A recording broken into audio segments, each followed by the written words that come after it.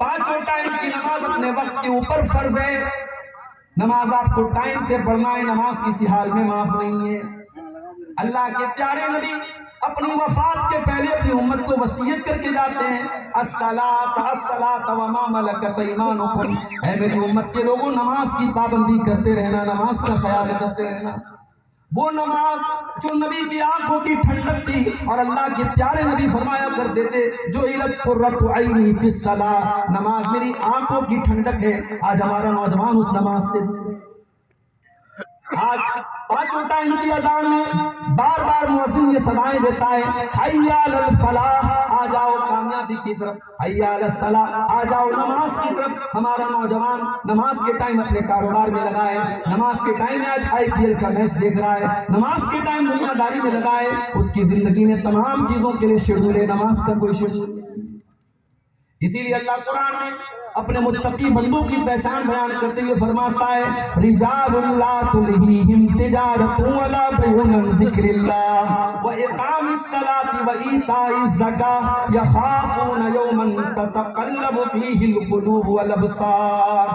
اے میرے بندو، میرے نیک بندے وہ ہوتے ہیں ان کا کاروبار بھی ہوتا ہے، ان کا دنیا میں بزنس بھی چلتا ہے، مگر ان کا کاروبار ان کو نماز سے غافل نہیں کرتا، ان کا کاروبار ان کو اللہ کے ذکر سے غافل نہیں کرتا.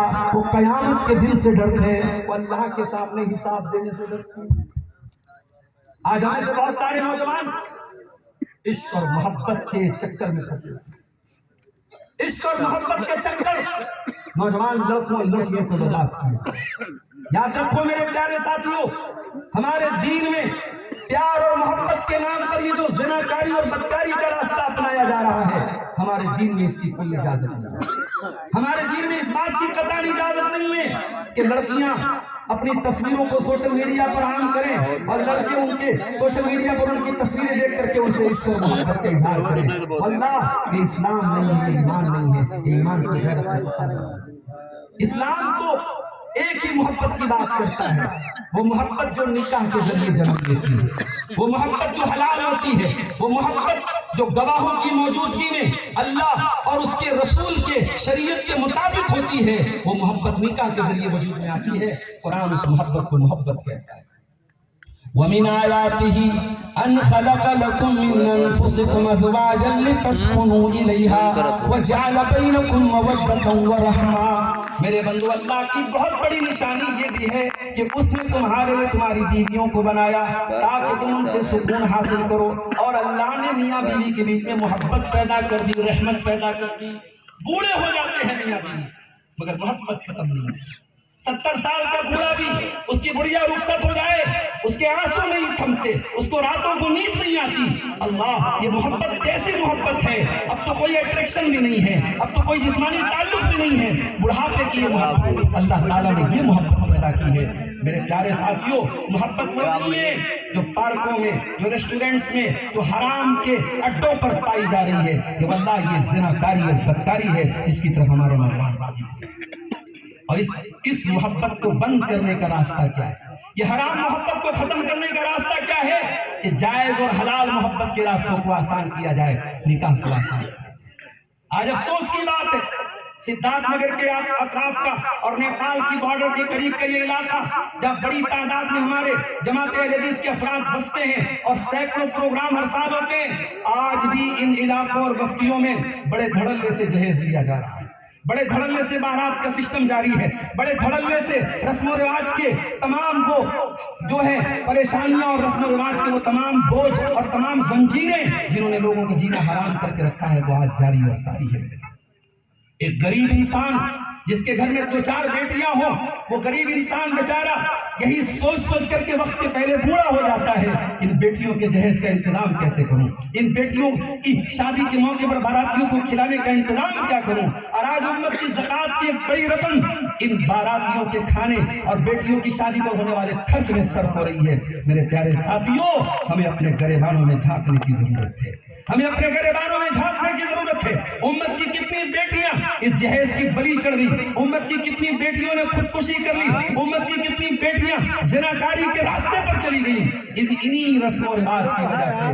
میرے عزیزوں، نکاح کو آسان اگر حرام محبتوں کو ختم کرنا ہے، اگر ناجائز رشتوں کو ختم کرنا ہے، سماج میں پاکیزگی کو پھیلانا ہے، حیا کو پھیلانا ہے، غیرت کو پھیلانا ہے، تو حلال رشتے کو عام کرو، نکاح کو عام کرو، نکاح کو عام کرو میرے پیارے ساتھی۔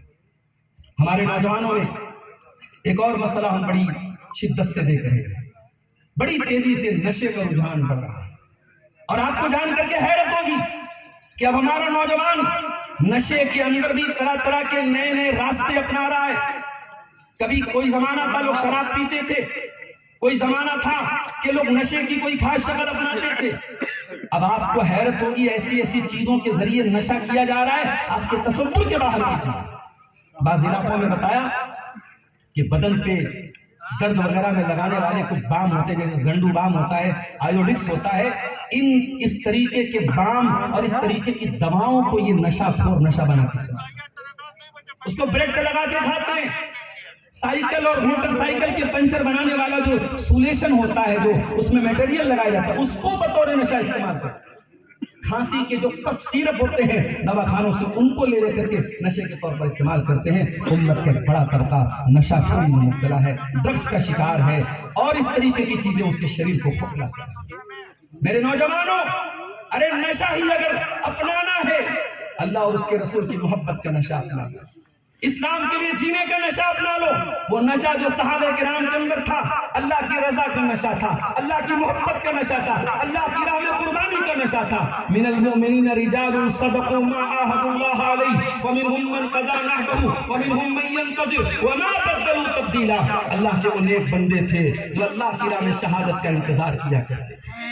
حضرت انس بن مالک کے چچا، جن کا نام نضر بن انس تھا، انس بن نضر تھا، جنگ احد میں کہتے ہیں